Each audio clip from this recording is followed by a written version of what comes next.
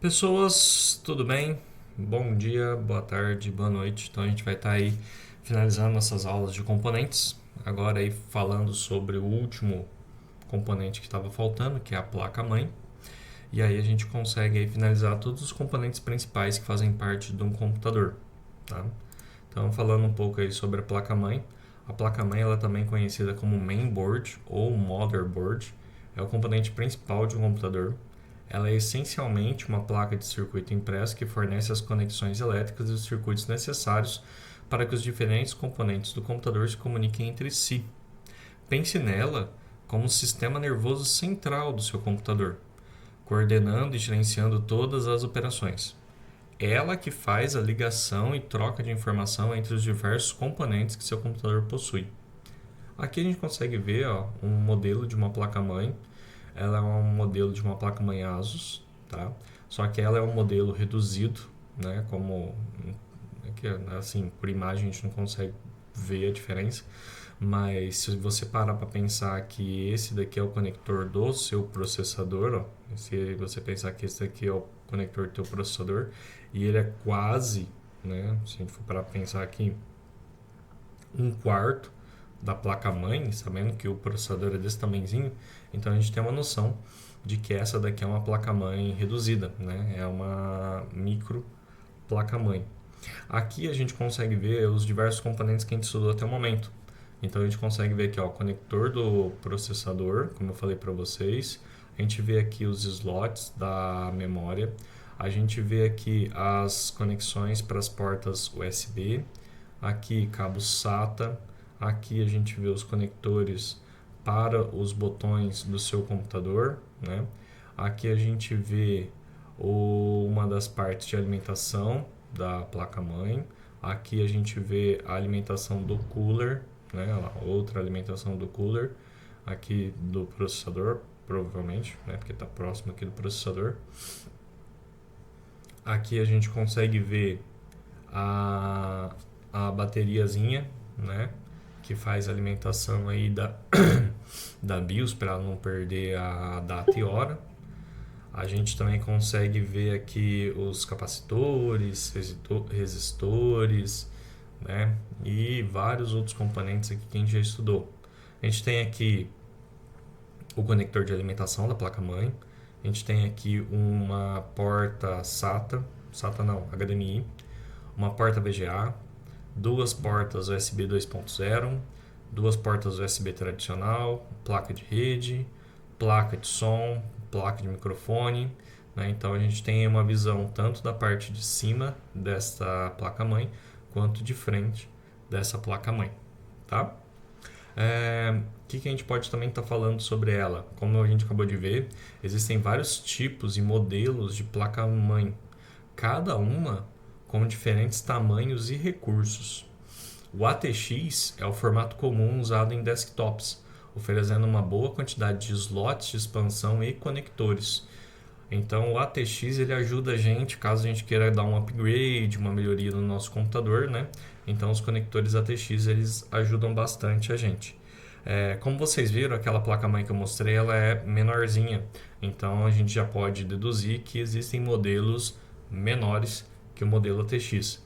Um deles é o Micro ATX, que é uma versão menor, ideal para sistemas compactos, enquanto o Mini ITX é ainda menor e é ótimo para PCs ultra compactos ou HTPCs, Home Teachers PCs, né? Aqui a gente consegue ver mais ou menos uma ideia, né, para a gente ter uma ideia dos tamanhos dessas placas-mães que eu falei para vocês. Olha aí, a gente tem aqui o padrão tradicional, né, Standard ATX, e aí como a gente pode ver, ela, aquela lá estava ocupando mais ou menos um quarto do processador, né, o tamanho da placa-mãe. Aqui, se a gente fosse colocar um do lado do outro, a gente já percebe que esse espaço é muito... Ele é padrão, né? O tamanho dele aqui, para todas as placas, eles têm praticamente o mesmo tamanho. A diferença é que no Mini TX, Nano e Pico, como vocês podem perceber, ele já tem o processador embutido na placa, mas justamente para reduzir tamanho. Mas se vocês verem, dá para ter uma noção de tamanho dela. Aqui a gente também vê a quantidade de slots de expansão. Ó. Aqui a gente tem 5 slots de expansão, enquanto aqui a gente só tem 2. Aqui a gente tem 1 e aqui a gente nem tem. Aqui a única diferença entre o Mi e o ITX é que aqui tem um pente de memória inteiro, aqui tem um pente de memória para notebooks, que é aquele menorzinho. Aqui tem 2 pentes de memória, aqui tem 3 pentes de memória, então a gente vê que realmente, né, o tamanho da placa aumenta ou diminui a quantidade de componentes que a gente pode expandir dentro do nosso computador. Falando um pouco sobre essas questões dos conectores, a gente consegue ver aí que tem o socket, né, o CPU socket, que é o conector que entra o processador, né? Lembrando a nossa aula da semana passada sobre os processadores. Esse é o local onde você instala o processador. É uma área geralmente localizada no centro da placa-mãe e é projetada para acomodar diferentes tipos de CPUs, como Intel Core i7, AMD Ryzen, entre outros. Então a gente sempre, lembra que eu falei? Antes da gente trocar, na aula passada eu tinha falado, né? Antes da gente trocar, por exemplo, um processador, a gente tem que ver se o conector dele, né, o CPU socket, ele consegue suportar esse processador novo. Tá? Então, dependendo do modelo do processador, da versão do processador, tem um conector distinto para um modelo de placa-mãe também distinta. Tá?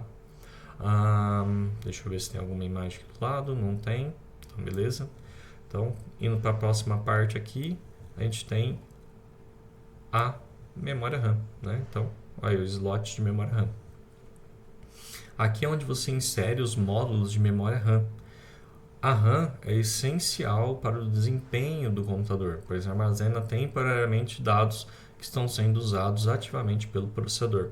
Nessa imagem a gente consegue ver que a gente tem aí duas cores, mas só avisando, as cores aqui nesse caso elas não representam nenhuma funcionalidade, nenhuma diferença. Como vocês podem ver, o chanfro aqui das memórias estão todos alinhados na mesma posição, então o que significa que realmente esses slots de memória RAM não tem diferença na cor vermelha para a cor verde, tá? A única coisa que a gente consegue ver assim é que tem 6 slots de memória, então a gente consegue colocar até 6 pentes de memória aqui.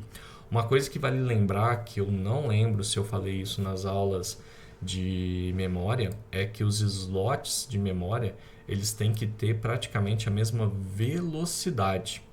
Então, quando você vê... Eu lembro que eu falei sobre as características dos pentes de memória, mas eu não lembro se eu dei uma afirmação maior nessa parte aí que eu estou falando para vocês, tá? Quando a gente olha o pente de memória, ele tem lá a taxa de transferência, que é a velocidade que ela consegue transferir dados, e o tamanho de informação que ela consegue armazenar. Esses são os dois principais fatores aí que a gente tem dentro do pente de memória. Vale lembrar que a gente tem que ter velocidades compatíveis com a placa-mãe. Imagina o seguinte, se a tua placa-mãe ela suporta apenas, vamos pensar que como se fosse uma rua, tá?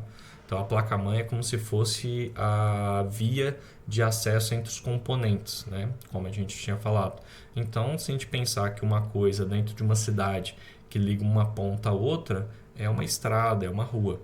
Então pensa que a placa-mãe é como se fosse uma rua de uma cidade. E como toda rua, ela tem limites de velocidade dependendo do ponto que ela tiver. Então imagina o seguinte, se você tem uma placa-mãe que deixa você correr a no máximo 60 km por hora, lógico, falando isso de taxa de transferência de dados, o pente de memória teu não tem muita vantagem em você ter um pente mais rápido do que o que a sua placa-mãe comporta, porque ele vai trabalhar na maior velocidade que a placa-mãe suporta. Então, nesse caso, como eu falei, se o tráfego só deixa você andar até 60 por hora, mesmo que o seu pente de memória consiga correr, né, mais do que isso, ele vai ter que andar no máximo a 60 por hora. Tá? A mesma coisa vale quando a gente vai colocar os pentes de memória aí na placa-mãe. Então, se a gente tem pentes de memória com velocidades distintas, a gente pode estar dando um tiro no nosso pé, porque pode ser que uma informação esteja armazenada num pente de memória cuja velocidade é inferior e o desempenho da sua máquina caia justamente por causa disso. Porque várias informações podem estar sendo armazenadas naquele pente de memória e aquele pente de memória vai começar a atrapalhar o processador e entre outros fatores. Então, o ideal é sempre você saber as características da sua placa-mãe, qual é a velocidade máxima de transferência que ela consegue lidar e colocar pentes de memória compatíveis com ela. E, como eu acabei de falar, não colocar pentes de memória com capacidades distintas. Então, se o pente de memória, a placa-mãe consegue andar 60 por hora, vamos pegar o exemplo aí. Não adianta eu colocar pentes de memória que andam a 60, 40, 30, 90, que provavelmente os de 40 e 30 vão prejudicar os desempenhos dos de 60 e 90. Então, ou a gente tem todos de 60, ou a gente tem todos de 90, ou a gente tem todos de 40, ou a gente tem todos de 30, por exemplo, né? Justamente para a gente não ter nenhum tipo de problema nesse sentido aí. Bem, continuando, um outro conector que a gente pode ver aí, que é bem importante também para o nosso computador, são os conectores e componentes principais do slot de expansão PCIe. Tá? Esses slots PCIe também são conhecidos como slots PCI Express. Eles são os slots que a gente usa para colocar componentes a mais dentro da nossa placa-mãe. Tá? Então, esses slots são usados para conectar placas de expansão, como placas de vídeo dedicada, placa de som, placa de rede, placa de captura e assim por diante. Eles são fundamentais para aumentar as capacidades do sistema e aqui a gente tem vários modelos. Tá? Então, a gente tem o PCIe X16, que é esse daqui maior. A gente tem o PCIe X8, a gente tem o PCIe X4 e PCIe X1, tá? Então a gente consegue aí ter vários tamanhos distintos dentro da tua placa-mãe, lembrando que os conectores também tem que comportar. Então não adianta nada você comprar uma placa de vídeo que tem, por exemplo, um conector PCIe X16, se a tua placa-mãe não tem um X16, tem um X8, por exemplo. Tá? Então, a gente tem que tomar cuidado com isso. Às vezes a gente acaba perdendo dinheiro por causa desses pequenos detalhes que fazem toda a diferença aí dentro do cotidiano do teu computador. Outros conectores que a gente também vê com bastante frequência é os conectores SATA, né? Então, como a gente pode ver aí, a gente tem aí os conectores SATA. Eles são utilizados para conectar dispositivos de armazenamento, como discos rígidos do tipo HD e unidades de estado sólidas, né, que são os SSDs que a gente já falou, dentro da nossa placa-mãe. E esses são os conectores, né, esse é o formato dos conectores. Como eu falei para vocês, a vantagem dele é justamente o fato deles serem um pouco mais, um formatinho mais de L, que evita que a gente faça a ligação oposta, né? Então, se eu tentar ligar esse cabo de uma forma errada, ele acaba prevenindo que eu não consiga conectar ele de forma errada, né? Não tão correta. Bem, aqui a gente tem alguns outros exemplos, que são os conectores USB. E aí, como a gente viu lá naquela imagem, a gente tem dois tipos de conectores do tipo USB. O que vale a gente lembrar é que a gente tem que tomar cuidado na escrita da placa-mãe. Tá? A placa-mãe ela é cheia de escritas que falam o que é cada um desses componentes e o que eles se conectam. Então, como a gente pode ver aqui, ó, deixa eu tacar aqui um pouco para cima, a gente tem esse tipo de conector do USB, que tá vendo? Não tem essa caixinha isolante aqui em volta, e a gente tem esse daqui que tem. Os cabos do conector USB, eles também são distintos dependendo do modelo da placa-mãe que você usa. Então, por exemplo, tem alguns conectores que vêm todos soltinhos assim, ó, tá vendo? Um soltinho do outro, né? E aí a gente tem que ler o manual de instruções da placa-mãe, daquele modelo de placa-mãe, ou normalmente ter um gabarito, né, em algum lugar da placa-mãe. Aí você tem que procurar, não é tão legal, mas cada um deles se conecta numa dessas portas e faz com que seja ou aterramento, ou alimentação, ou transferência de dados, ou recebimento de dados. Tá? Então é isso daí que a gente tem que tomar cuidado, tá vendo? Ó, data 1, positivo e negativo, né? Então um manda e um recebe informação. Data 2, positivo e negativo, um manda e um recebe informação. 2 aterramentos, 2 alimentações e assim por diante, tá? E tem também modelos desse fio que eles já vêm todos corretamente conectados um do lado do outro. Então ele vira uma peça só. E aí você só conecta ele aqui e tá pronto a tua placa-mãe.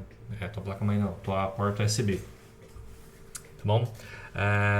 Deixa eu ler, que eu acho que eu acabei não lendo aqui o texto.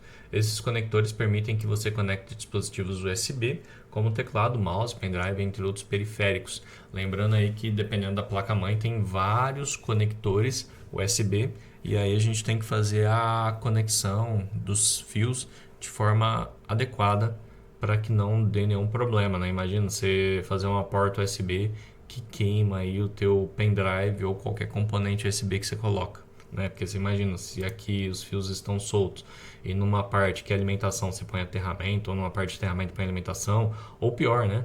Numa área que é para enviar ou receber dados você põe alimentação, então quando você pôr o teu pendrive vai queimar, praticamente isso. Então a gente tem que tomar cuidado com esses detalhes.